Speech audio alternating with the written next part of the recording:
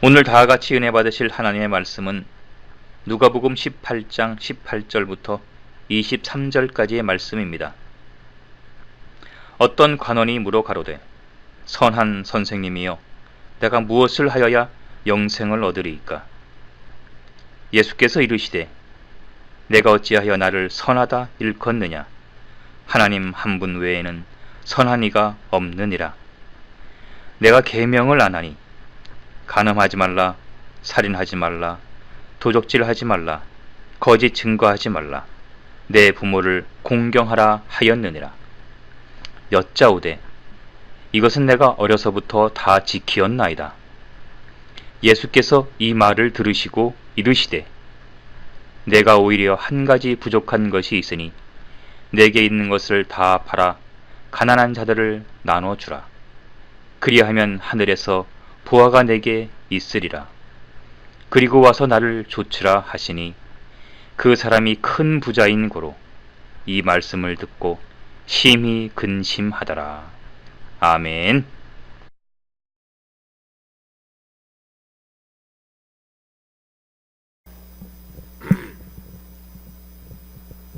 요즘에 이런 얘기들 하지요.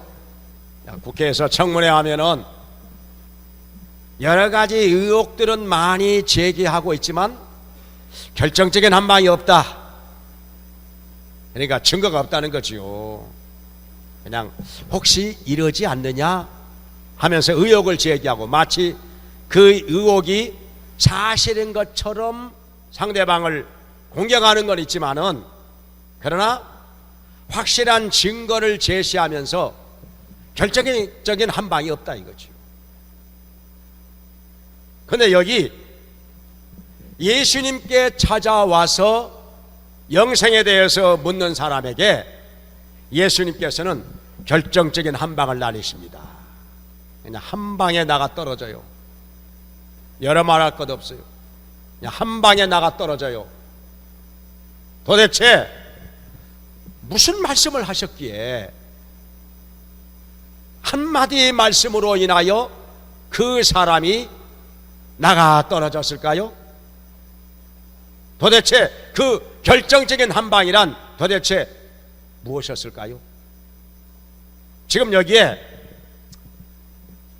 젊은 부자 청년이면서 관원인 사람이 예수님께로 왔습니다. 영생에 대해서 질문합니다. 선생님, 제가 무슨 일을 해야 영생을 얻겠습니까? 이렇게 질문을 던지는 것입니다. 이 사람이 누구인고 하니 젊은 사람인데 부자입니다. 재산이 많습니다. 그러면서도 관원입니다. 관원이라고 하는 것은 고위직 공무원을 말합니다.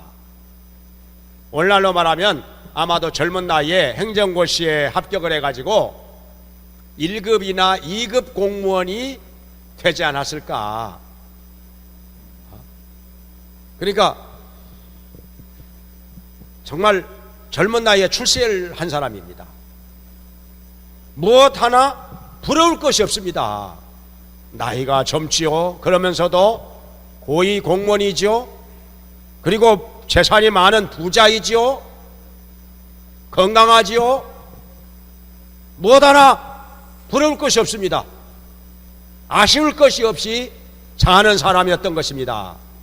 그런데요, 그래도 한 가지 아쉬운 것이 하나 있었습니다. 그것은 내가 영생을 얻어야 하는데 어떻게 해야 영생을 얻게 되는지 그것을 알지 못하는 것입니다. 왜 이 사람은 영생이 그렇게 필요했었을까요? 이 사람도 사람인지라 아무리 젊은 나이에 출세했고 재산도 많지만은 그러나 나이가 점점 들어가는 것, 그리고 늙어가는 것, 그리고 언젠가는 이 세상을 떠나게 된다는 것, 이것을 부인할 수가 없었던 것입니다. 남들을 볼 때 저렇게도 출세도 했고 돈도 많고 하는 사람이 나이가 들어가니까 어느 순간에 떠나가는 것입니다. 여기서 떠나가고 저기서 떠나가고, 인생이란 이런 것이구나, 이렇게 유한한 것이구나. 성경에 말씀하시기를 사람이 한번 죽는 것은 정하신 것이요 그 후에는 심판이 있으리니, 이렇게 말씀하고 있습니다. 우리 인생이 얼마나 빨리 지나가는 거 아니? 밤의 한 경점과 같으니라. 잠깐 보이다가 없어지는 안개와 같으니라. 모든 육체는 풀과 같고 그 모든 영광은 불의 꽃과 같으니 풀은 마르고 꽃은 떨어지도다, 이렇게 말씀하고 있습니다. 정말 순식간에 지나가 버리는 것이 우리의 인생인 것입니다. 지금 우리 학생들 나이가 10대지만은요, 10대일 때는 그렇습니다. 10대일 때는요, 나이 한 살이라도 더 먹은 것처럼 보이려고 그래가지고 형소리 듣고 싶어서, 오빠 소리 듣고 싶어서 그렇게 말을 해요. 우리 아들이 그 유치원 다닐 때 그러더라고. 동갑내기 애들한테 다 오빠가 이거 해줄게. 그래가지고 그 당시에 지금 이 자리에 왔나 모르겠네. 동갑짜리 애들이 오빠, 다니엘 오빠 그러더라고. 그 오빠 소리 듣고 형 소리 듣는 것이 그렇게도 좋았던가 봐요. 근데요, 나이가 좀 들어가면은요, 나이가 많아 보이는 것이요, 그렇게 싫어요. 그렇게 싫어요. 제가 그때 중국 한 10년 전에 중국에 갔을 때, 그러니까 선교사님이 신신당부하더라고요. 탈북자 애들이 연결해 가면은 굉장히 많아요. 막 때로 몰려다녀, 탈북한 애들이. 그래가지고 뭐 돈 달라고 하면 주지 마세요. 다 저희들 줄 만큼 다 주고 있으니까 그 돈 달라고 하면 주지 말라고. 버릇 잘못 들인다고 그러더라고. 그런데 그 탈북한 아이들이 이렇게 쫓아오면서 저한테, 그때 제가 40 몇 살이었거든요. 할아버지 돈 좀 주세요. 그러다가 이놈의 자식아, 아저씨라게도 줄까 말까 하는데 아니 40대한테 할아버지라니, 진짜 기분 안 좋더라고. 내가 50도 안 됐는데 나를 가지고 할아버지라니. 그러니까 나이가 젊었을 때는요, 나이가 많이 들게 보여가지고 형 소리 듣고 오빠 소리 듣고 언니 소리 듣고 하는 게 참 좋았는데, 나이가 들고 나니까 그 소리가 듣기가 싫어지는 거예요. 어느 순간부터는요, 젊어 보인다 하는 말을 들으면 굉장히 기분이 좋은 거예요. 그러니까요, 나이가 들게 되면은 오랜만에 만난 사람을 가지고 언제 이렇게 벌써 늙어버렸나, 진짜 많이 늙었다, 그런 소리는 할 필요가 없다는 거예요. 그냥 속으로만 그래요. 속으로만. 그리고 오히려 참 건강해 보인다, 참 젊게 보인다, 그렇게 말하면요 굉장히 기분 좋아합니다. 이게 우리 사람의 모든 공통된 마음이라 하는 것입니다. 그래서 여기 있는 부자 관원도 자기가 언제까지나 젊을 거라고 하는 생각을 하지 않게 된 것입니다. 사실입니다. 때가 되면은 자기도 언젠가 늙어서 이 세상을 하직할 날이 오게 된다고 하는 것, 이거 부인할 수 없는 것입니다. 그래서 이 사람도 이것저것 다 갖추었지만은 그거 하나 빠진 것입니다. 영생. 어떻게 하면 내가 영생을 얻을 수 있는가? 그래서 예수님을 찾아온 것입니다. 그 당시에 예수님께서 가는 곳마다 하나님의 말씀을 가르치시는데 많은 사람들이 그 말씀을 듣기 위해서 구름대같이 모여들었습니다. 인산인해를 이루었습니다. 더군다나 예수님께서는 말씀만 가르치시는 것이 아니라 많은 기사와 표적을 행하셨던 것입니다. 병든 자들이 낫고 귀신이 떠나가고 죽은 자가 살아나고 엄청난 일들이 예수님을 통해서 일어났던 것입니다. 그래서 예수님께 가면은 명확한 해답을 찾을 수 있으리라 생각을 해서 바쁜 시간에도 만사 제쳐놓고 예수님을 찾아와 이렇게 영생에 대해서 질문을 하는 것입니다. 근데 이 사람의 질문은요, 내가 무슨 일을 해야 영생을 얻겠습니까? 자기가 뭔가 선한 일을 많이 함으로 말미암아 영생을 얻게 될 거라고 생각을 해서 이렇게 질문을 하는 것입니다. 근데 여기에 대해서 예수님께서 어떻게 말씀을 하셨을까요? 무슨 대답을 하셨을까요? 자, 첫째로 예수님께서는 네가 계명을 아느냐 이렇게 말합니다. 계명을 아느냐? 그러니까 이 사람이 갑자기 이 엉뚱한 말씀을 듣고 눈을 동그랗게 뜨면서 계명이라뇨? 계명이라뇨? 내가 지금 초등학생인 줄 아시는가? 자존심이 상한 것입니다.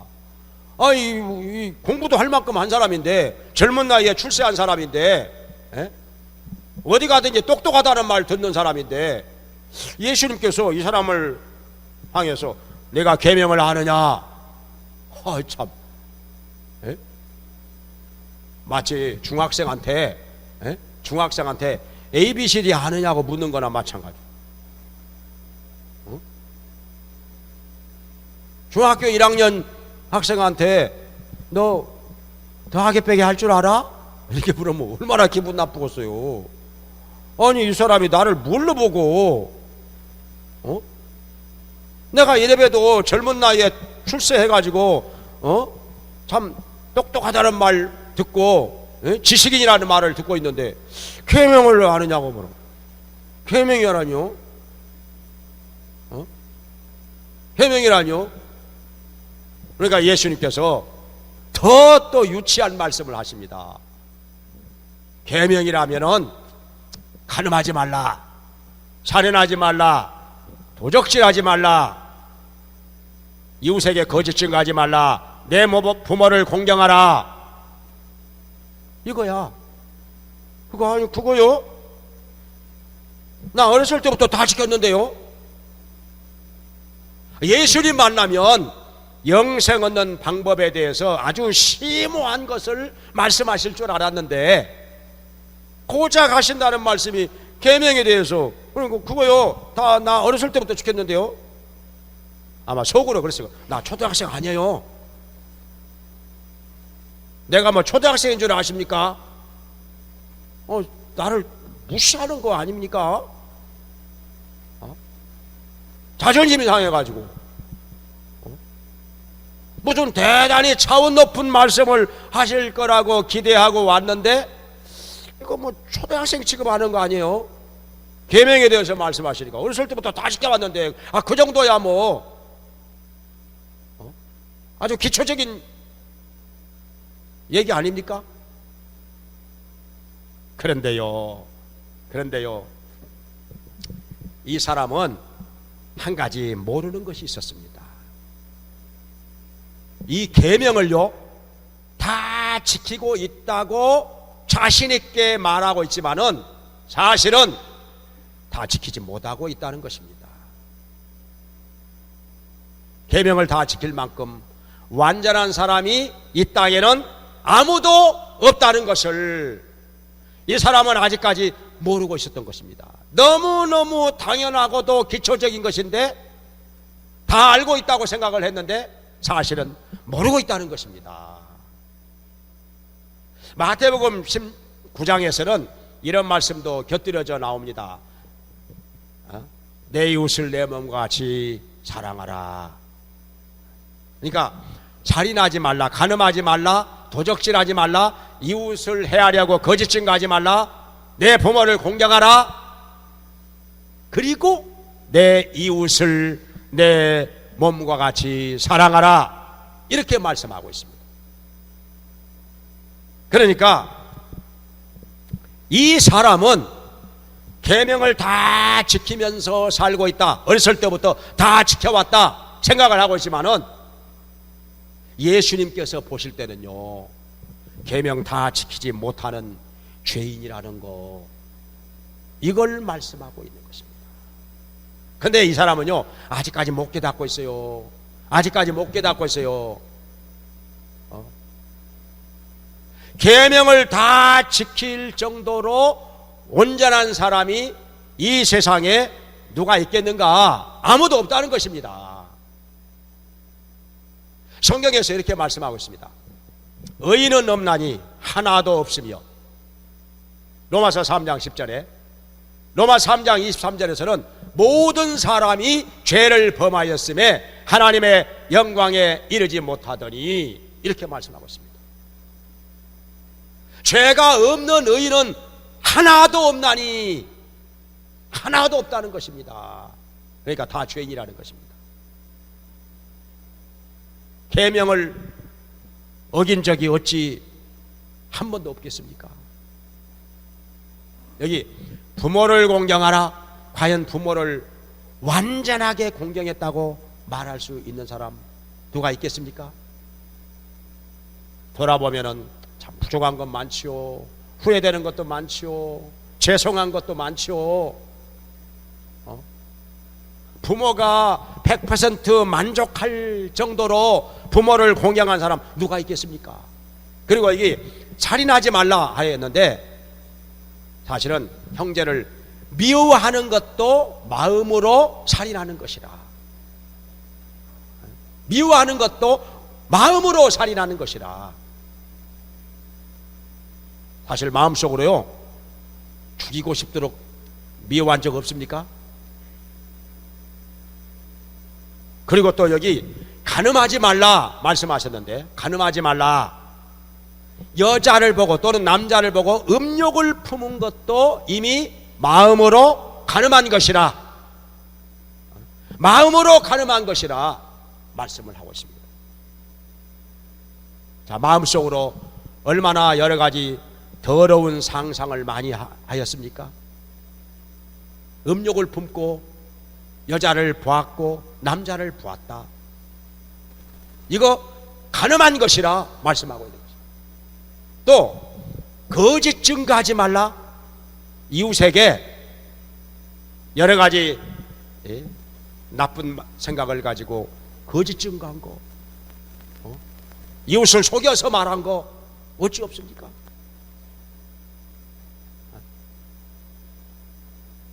나 자신에 대해서는 과장해서 포장해서 얘기할 때도 있었고, 또 이웃에 대해서는 나쁜 방향으로 말을 살짝 바꿔서 말할 때도 있었고, 거짓 증거하는 것이죠. 그리고 여기 도적질하지 말라 말씀하죠. 도적질하지 말라, 이웃의 물건이나 돈을 훔친 것만 도적질이 아니라 다른 사람의 명예를 훔치는 것도 있습니다. 남이 한 것을 가지고 내가 한 것처럼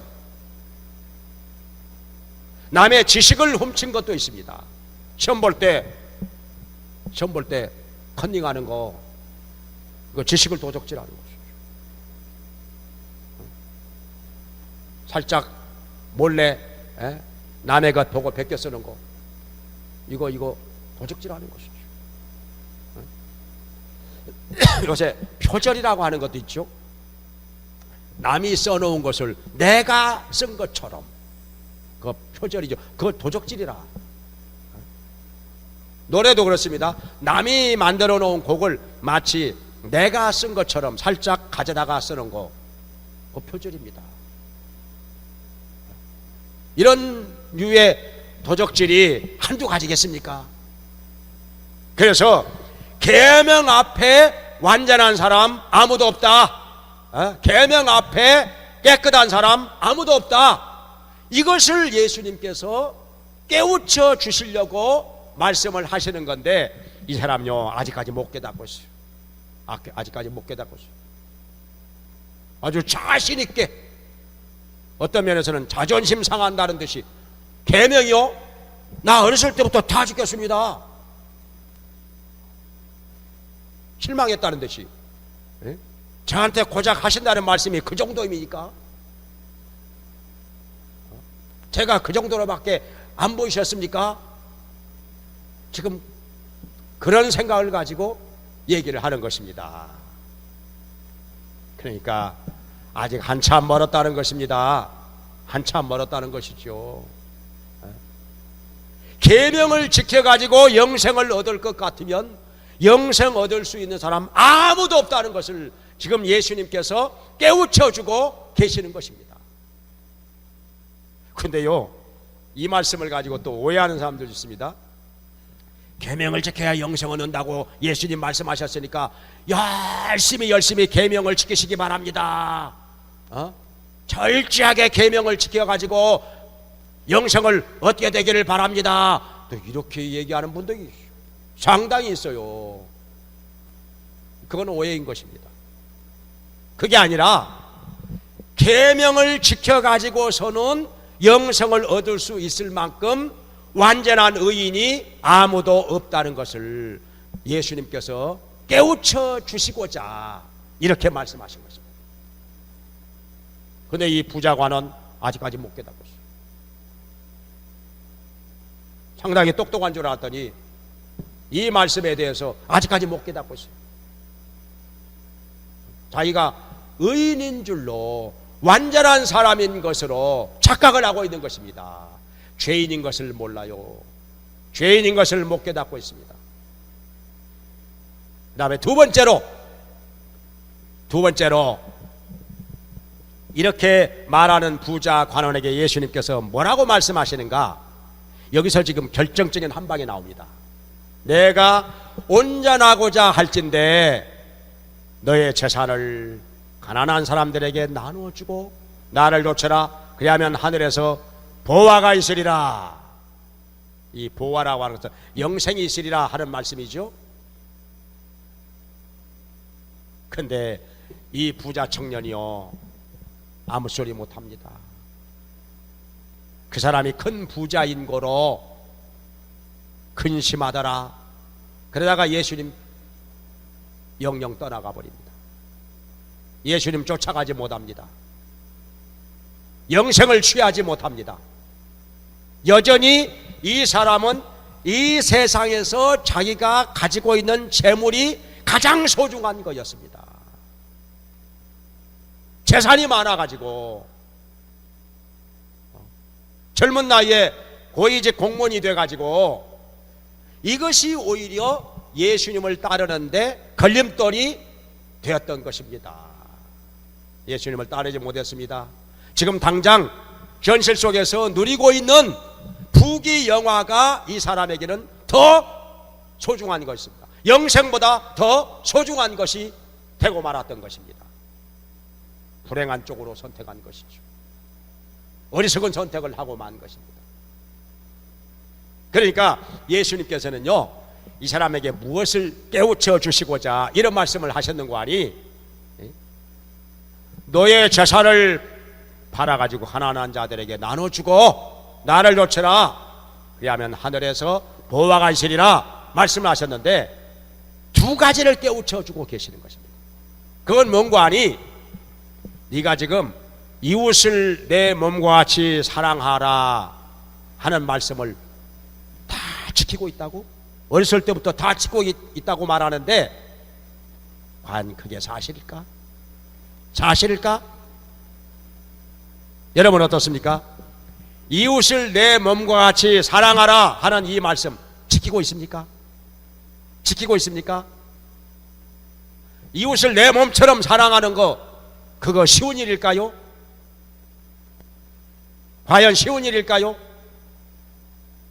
어떻습니까? 이웃을 내 손가락만큼만 사랑한다 해도 그 사람요 대단한 사람입니다. 훌륭한 사람입니다. 내 손가락 끝에 가시가 박혀가지고 찌르고 쑤시고 아플 때 다른 사람이 심장을 수술하는 거 신경 쓰여집니까? 관심이 갑니까? 내 손가락이 아픈데. 남의 심장 수술하는 것보다 내 손가락 아픈 것이 더 신경 쓰여집니다.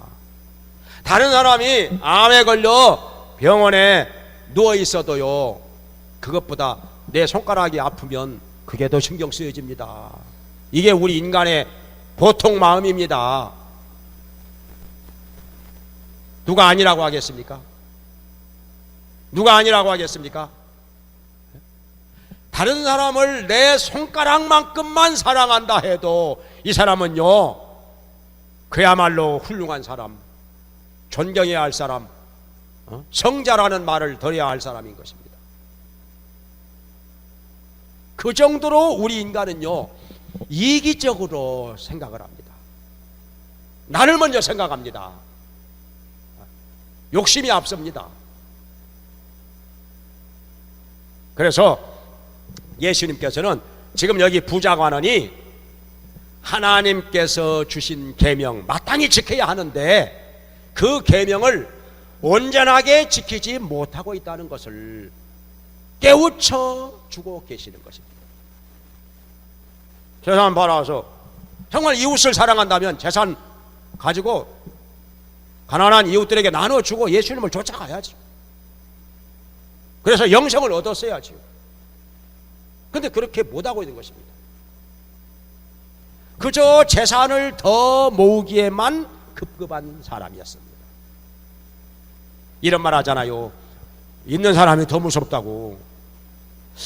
재산을 그 정도 모았으면은 이제는 그 정도로 만족하고 좀 가난하게 어렵게 힘들게 살아가고 있는 이웃들에게 좀 도와주기도 하고 나눠주기도 하고 그렇게 해야 할 텐데 돈을 더 모으려고 더 힘쓰고 더 노력을 합니다. 100억을 모으고 나면요, 그 다음에는 500억 되기 위해서 더 노력을 합니다. 더 바쁘게 돌아다닙니다. 500억 되고 나면요, 그 다음에는 2000억 되기 위해서 더 노력하고 더 애를 씁니다. 가난한 사람을 돌볼 겨를이 없다는 것입니다. 다른 사람들은 지금 배가 고프고 끼니를 걱정하는데 여기 부잣집은 음식이 남아 돌아갑니다. 쓰레기통에 버리는 것이 많습니다. 가난한 사람들은 이것을 보고 어떤 생각을 하겠습니까? 저 집은 음식이 남아 돌아가는데 저렇게 버리는 음식도 많은데 나는 끼니를 걱정하고 있으니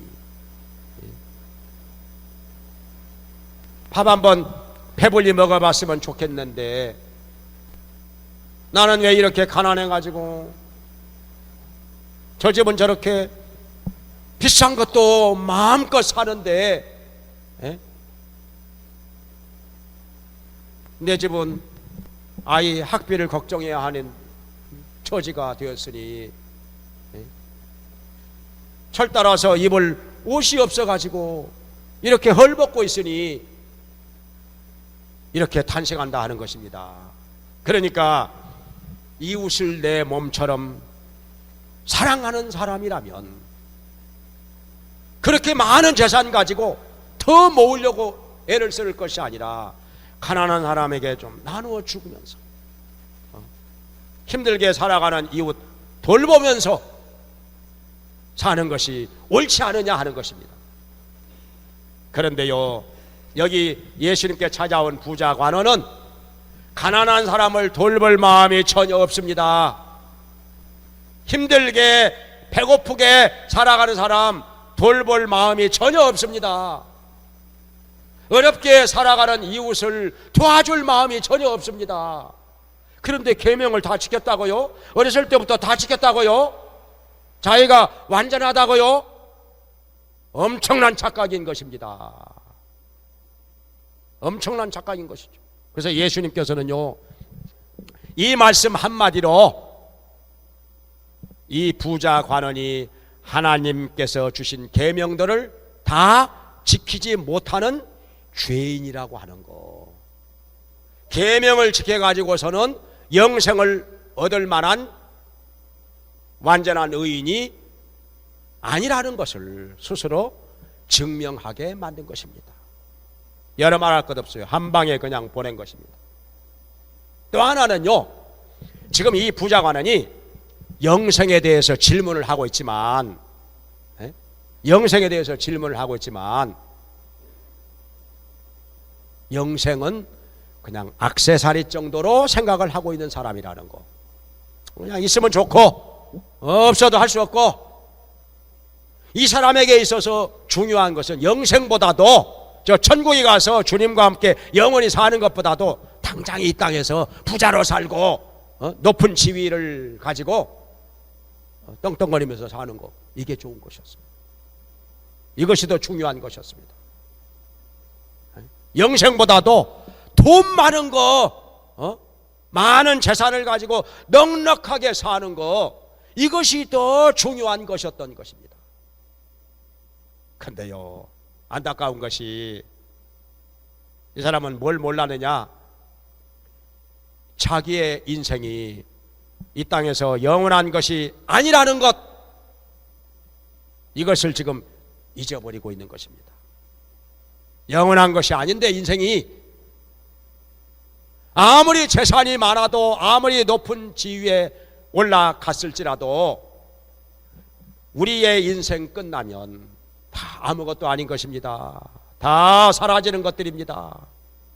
다 떠나가는 것들입니다. 썩어지는 것들입니다. 그런데 어찌하여 이 사람은 영생보다는 당장의 이 땅에서 부귀영화 누리면서 사는 것을 선택했을까요? 그러니까 어리석은 것입니다. 어리석어요. 천국에 들어가서 영원히 사는 것보다 이 땅에서 잠깐 부귀영화 누리면서 사는 쪽을 선택하였으니 똑똑하기는 뭐가 똑똑해요? 어리석은 것입니다. 정말 어리석은 것입니다.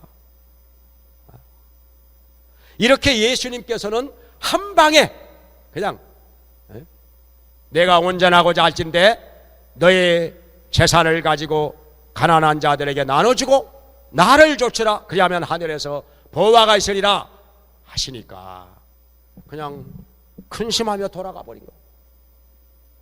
예수님 곁을 영영 떠나가 버린 것입니다. 두 가지를 증명한 것이죠. 계명 다 못 지키고 있는 거, 이웃을 내 몸처럼 사랑하지 못하는 사람인 것을, 그리고 영생보다 이 땅에서 썩어질 부귀영화를 더 중히 여긴다는 사실, 어쩔 수 없는 속물이라는 것 증명하고 떠나간 것입니다.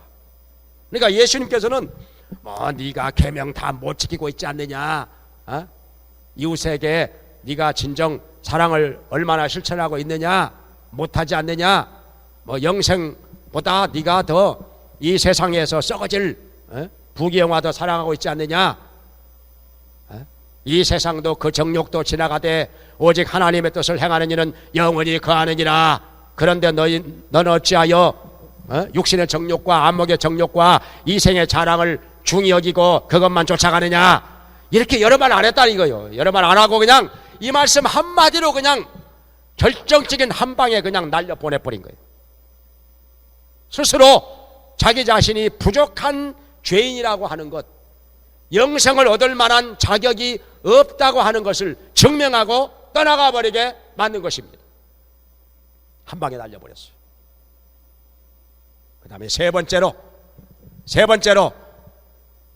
여기에 대해서 예수님은 이제 설명을 하십니다.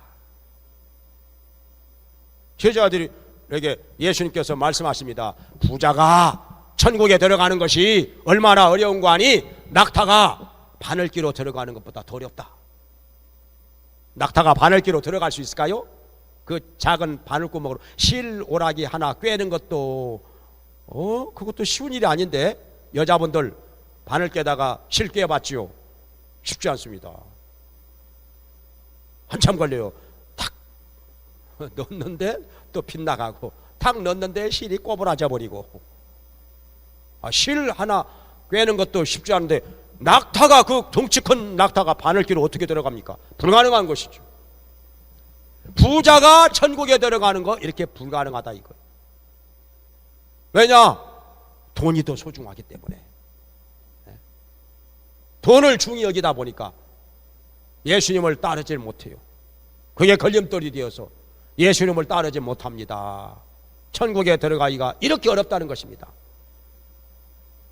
그러니까 제자들이 무슨 아유 그러면 천국에 들어갈 사람 아무도 없겠네요. 여기에 대해서 예수님 말씀하시기를 사람으로서는 할 수 없으되 하나님으로서는 할 수 있느니라. 사람은 어려워요.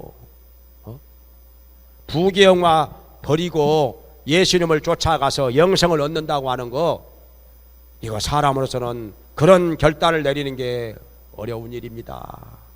정말 어려운 일입니다.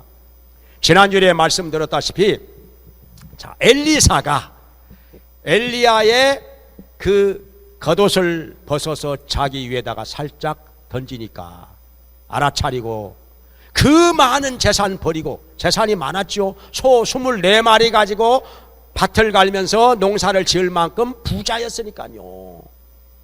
분홍이었습니다. 그런 부자로 살던 사람이 그것 다 버려두고 엘리야를 쫓아갔습니다. 엘리야의 제자가 되었습니다. 손 씻을 때마다 주전자에 물을 떠다가 부어드리면서 제자가 되었습니다. 고생하면서 제자가 되었습니다. 그래가지고 나중에 이스라엘을 여러 번 위기에서 건져내는 시면 할 수 있다는 것입니다. 누구에게 그렇게 하시느냐? 택하신 백성에게. 하나님께서는 택하신 백성에게 그렇게 할 수 있도록 깨달음도 주시고 감동도 주시고 결단도 주시고 능력도 주신다는 것입니다. 하나님이 하시면 된다는 것입니다. 그래서 여기 있는 부자 관원을 보면서 아무리 젊은 나이에 출세했고 똑똑하고 지혜롭고 돈이 많고 높은 지위에 올라갔을지라도 이 사람은 영생을 얻지 못하는 길로 가고 말았다는 것, 어리석은 선택을 하고 말았다는 것. 인간으로서는 아무리 어렸을 때부터 계명을 지키면서 노력하면서 살았다 할지라도 하나님 앞에서는 부족한 죄인이라고 하는 것. 그래서 성경은 말씀하십니다. 영생이, 이 구원이 하나님께서 믿는 자에게 주시는 선물이라고 하는 것입니다. 죄값으로 영원한 사망에 이를 수밖에 없는데 하나님께서는 독생자 예수님을 보내셔서 우리 죄를 짊어지고 십자가에서 속죄의 제물로 죽게 하시고 사흘 만에 다시 살아나게 하셨으니 그를 믿는 자마다 죄 사함을 받고 영생을 얻게 되리라 말씀하셨습니다. 하나님께서 하시면 된다는 것. 그래서 이 세상에 어떤 것이라도 다 버리고 다 포기하고 예수님을 믿고 따름으로 말미암아 영원한 생명을 취하게 되기를 주의 이름으로 축원합니다. 기도하겠습니다.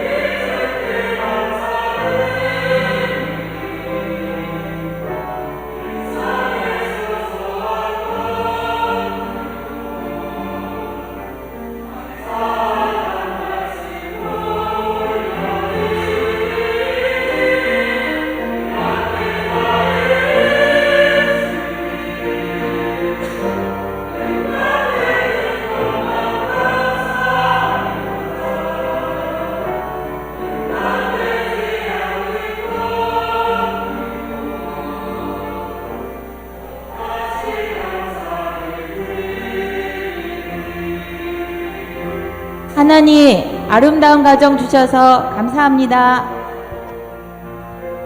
하나님, 저희를 사랑해 주셔서 감사합니다.